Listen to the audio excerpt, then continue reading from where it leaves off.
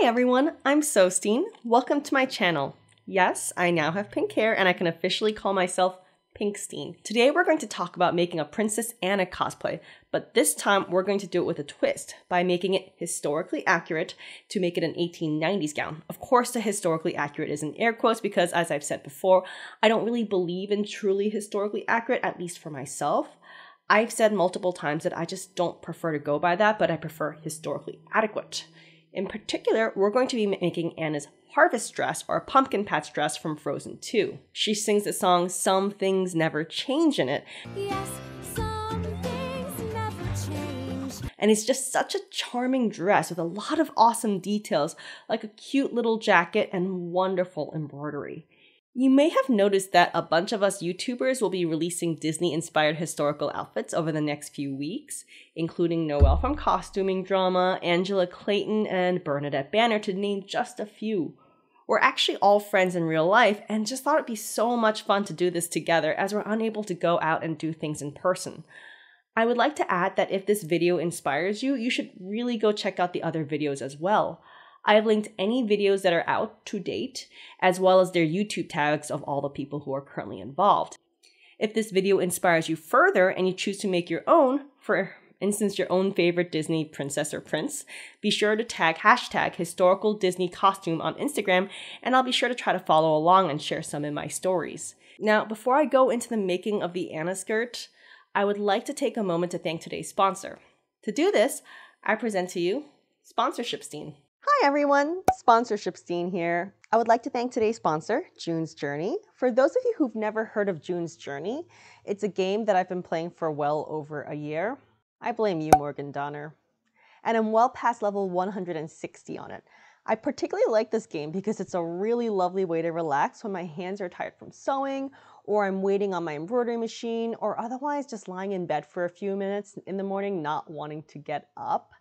It combines several different things that I absolutely love.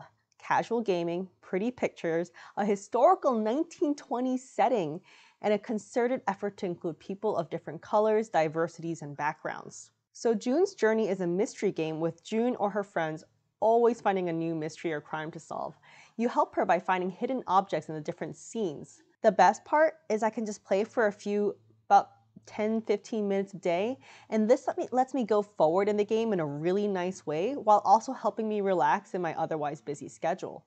FYI, fun fact, memory games such as hidden object games have been shown in preliminary studies to increase cognitive function, especially when played a little bit every day. So I can tell myself this and then continue on with my doctoring or sewing guilt-free, now presumably smarter. June's Journey is free to download and the link is available below in my description. If you love the 1920s or just a fun way to relax, I highly recommend it. Thank you, Sponsorshipsteen, for that awesome message and for paying for my silk thread addiction. You may wonder though, why this dress? I have such a soft spot in my heart for two gowns in Disney, Belle's yellow gown and Anna's harvest dress. Since I've already made Belle's gown a few years back, albeit accidentally, and I'm feeling a little 18th century'd out right now, I decided to do the harvest dress this time. Quick aside, I have the most beautiful gold brocade at home that I got from a Scalamandre closeout last year, and I plan on using it for the Belle dress at some point. Honestly, I just love the harvest dress though. I love the shape of the skirt, the fun embroidery, the contrasting jacket, the way it moves as she sings, the colors. It's just such an interesting dress to look at, and I want to add that animating a dress like this is only possible now because of 3D animation. This much detail in a dress just wouldn't have been feasible in 2D cell animation years ago. For a while, I've been flirting with making the dress, and you may remember that another costumer, Lady Rebecca, did a stunning 1890s Elsa last year. Żebrowska, I apologize if I'm butchering that, on Instagram did a series of beautiful illustrations with different costumes from Frozen and Frozen 2 set in the 1890s, and that's really inspired a lot of us. Between that and the fact that I'm personally not the biggest fan of the 1840s, which is where it's supposed to be set, I decided to set it in 1898. So let's get back to the Anna dress in particular. I thumbed through a lot of 1890s fashion plates just in general, and I actually settled on the year 1898 since I wanted to make it that decade, but I only wanted a slightly large sleeve versus the giant sleeves that, are the size of your head circa 1894.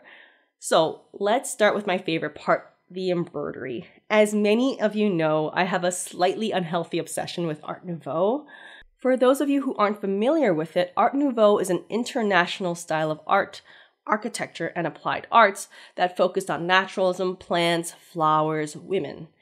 The intriguing thing about Art Nouveau is that it was sort of a backlash against traditional art, rather than saying that art is for the elite. With Art Nouveau, was suddenly for everyone. A great example of this is the Paris Metro, which was designed by Hector Guimard. You can see how he used iron to make art every day. And it makes sense. It makes the mundane thing, like a subway station, beautiful. They used Art Nouveau on advertisements, on sheet music. They would sell hot chocolate with it, cigarettes. I love the idea and the attitude of the people's art, that art is absolutely for everyone, but it's absolutely breathtaking. My personal favorite part of Art Nouveau are the sinuous lines or the whiplash curves. They very much resemble S's and can see them all over Art Nouveau architecture and just art in general. They just speak to me in a way I can't even describe. Whenever I see it, my heart does a little flip-flop. They're so distinct, and they're all over Art Nouveau art. You could see them in my skirt, and even in the famous images by Alphonse Mucha. You'll find glimpses of them in the background, and just look at the dance, just look at the background. It's there, and it just adds so much. If you ever want to go down your own Art Nouveau rabbit hole, the book Art Nouveau, Paris, Brussels, Barcelona, World Architecture is a book that I personally just love to sit on the couch and cuddle up with. So let's get back to the skirt. While the original Anna's dress has gorgeous embroidery, I decided to take that and turn it into an Art Nouveau design to make it more 1890s. Completely honestly, I played around with it in my head for 2 months, but just like everything else, I finally just needed to sit down and do it. So to make my Art Nouveau designing life easier, I decided to start with a design that already existed and go from there. I have downloaded on my computer this wonderful book of Art Nouveau lace designs by Felix Aubert. It's free online from an online library, which I've linked below. I wish I could sit and digitize every single one of these. They're all so gorgeous. I really like this one. There's something about crocuses that just screams spring to me. So I turned this PDF image into a JPEG and uploaded it onto my Palette 11 software by Babylock. I digitized as it is and made it repeatable.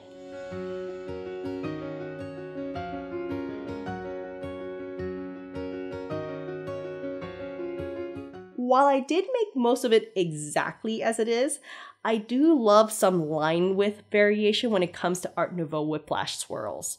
So I did add in some for my own personal flair. A lot of knowing when to make the lines thicker and thinner is just practice, but there is a general rule for it, which I will now share.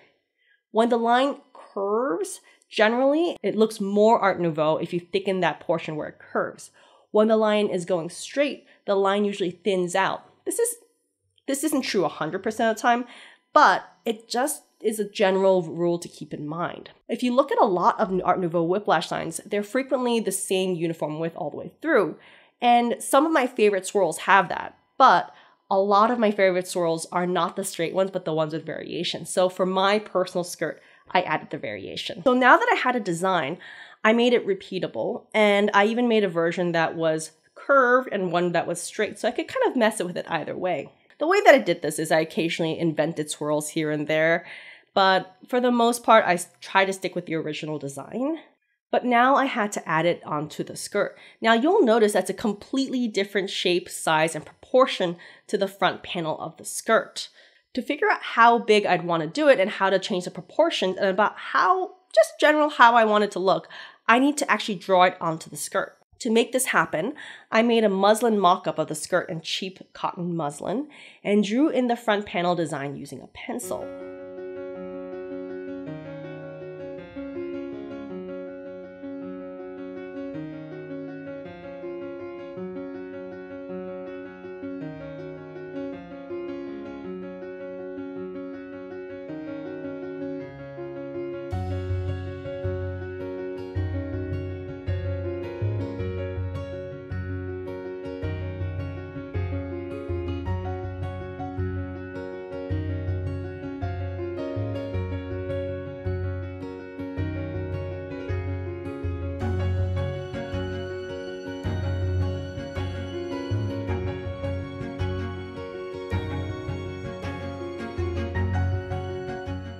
to make up some extra swirls because it just wasn't wide enough.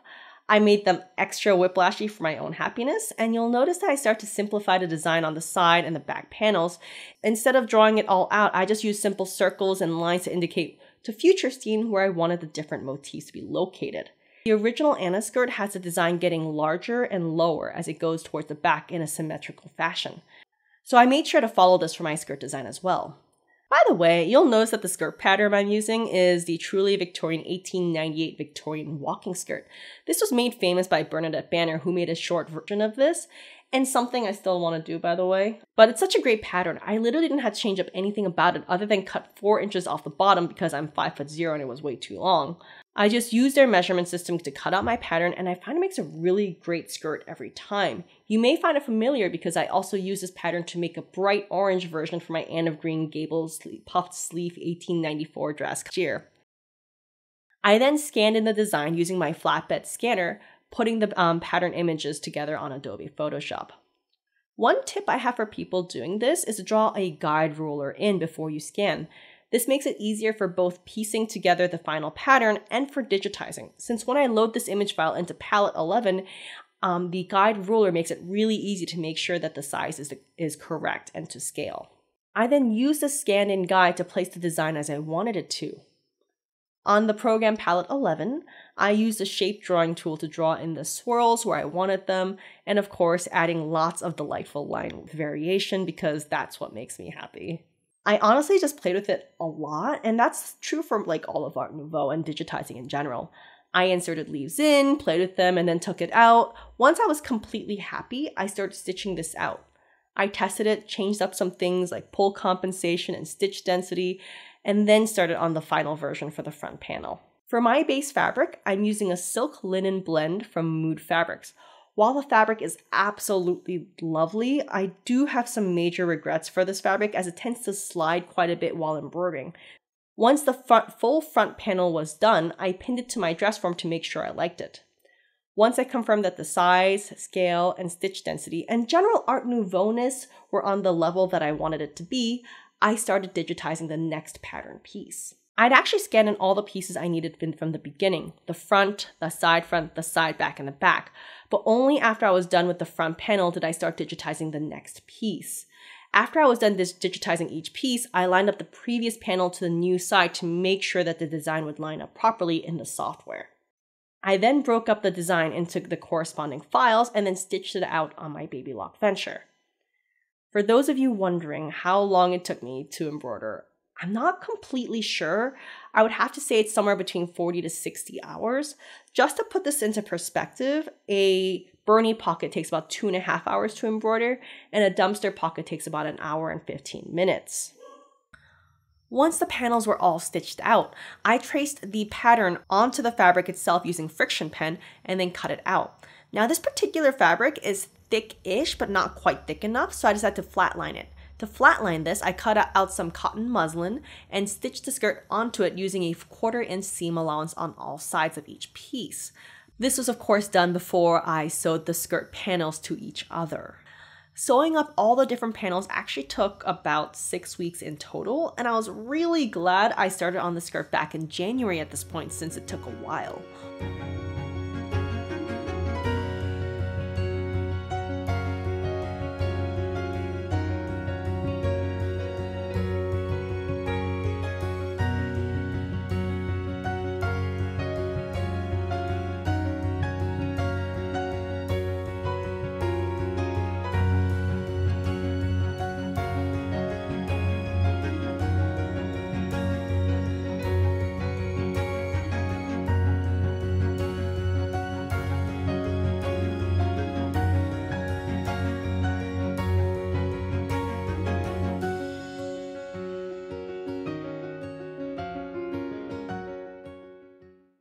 Once these were all sewn together, it was time to add the waistband. For the back closure, I made a placket, which is just a small piece of fabric sewn to the back so that there's a sort of a modesty panel for the other part of the skirt to sit on. I sewed it onto the skirt and ironed it open. I then cut out the waistband and pinned it to the skirt. Now, one thing I do get asked a lot is, do you also flatline the waistband? I did initially, and then it was just too thick, so I took out half of the flat line out. So the waistband has some cotton muslin in the middle, but not too much.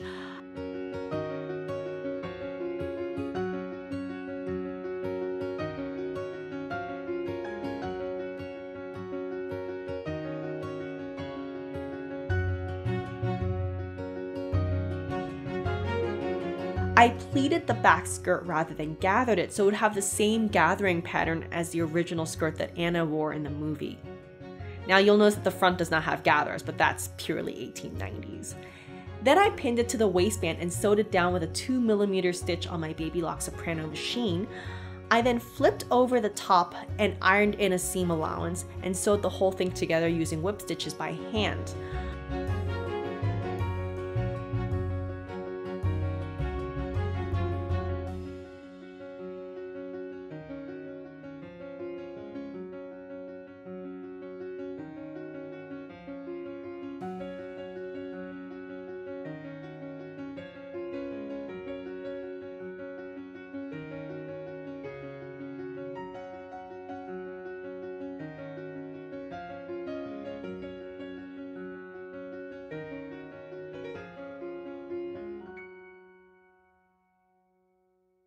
Once this was done, I then put on the skirt and figured out the hem length. Once I did that, I ironed the skirt to the correct length twice for a seam that was hidden. However, before I sewed down the hem, I need to put in the facing onto the bottom of the skirt. You see, 1890 skirts have this wonderful floaty quality where they seem to just magically flare out on their own as you walk. And that's not magic. The bottom of the skirt flares because there's something there. Yes, there's a petticoat underneath, but it's really due to the several inches of sewing a different material onto the bottom of the skirt. You could use tarlatan if you care to be historically accurate, and that's what Costuming Drama and Bernadette Banner did on their skirts in their videos. However, sewing on yards and yards of tarlatan in by hand seemed awfully time consuming, and I was kind of running late on this one, and also I just don't like doing it. So I used iron-on horsehair interfacing from Pellon, which you could get at Joann's, or you can do what I do and buy it in bulk from overstock.com because I do this all the time. So I'll link that below. The thickness of this can vary. I usually like somewhere between 8 and 12 inches of bottom facing, and I chose 10 for this skirt. I literally put 10 inches of the bottom of the skirt onto the horsehair interfacing to cut it out, rather than using the very nice pattern Truly Victorian gave me. I then ironed it onto the skirt along the bottom, underneath the hem that I'd already folded over twice, so that it touched the cotton stabilizer all the way across the bottom. Please note that you can't tell from the outside because it only glues onto the muslin fabric. I honestly think that if iron-on horsehair stabilizer was a thing back in the 1890s, they would also have used it with the same reckless ferocity that I do today. Once that was glued on appropriately, I then stitched the hem onto the skirt. I used just a whip stitch about 6 stitches to the inch. And then I was done. What? I just admired this for a few days, just sitting on my dress form. I can't lie, Art Nouveau is just my favorite, and I really love how this one looks. I'm really proud of the purple and the gold and how they're at approximately the same points on the skirt as the original Anna skirt, so it really does harken back to the pumpkin patch dress or the harvest dress. So since the skirt is for the full outfit, I won't be doing a get ready with me today. Oh wait, it's me, I love dressing up. I totally am gonna do it.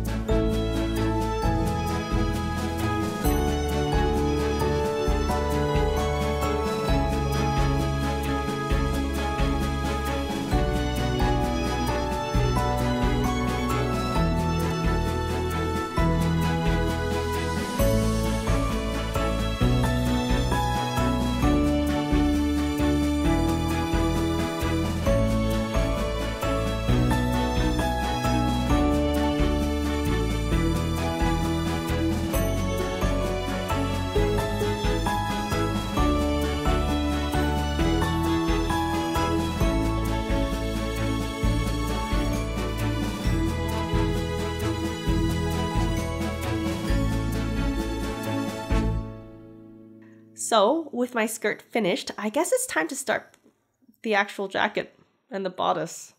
With that said, I'll be going weekly until I finish this outfit, so be sure to follow me on the construction of the bodice, the jacket, and of course, the final reveal. Thanks for watching, everyone. I'll see you next time.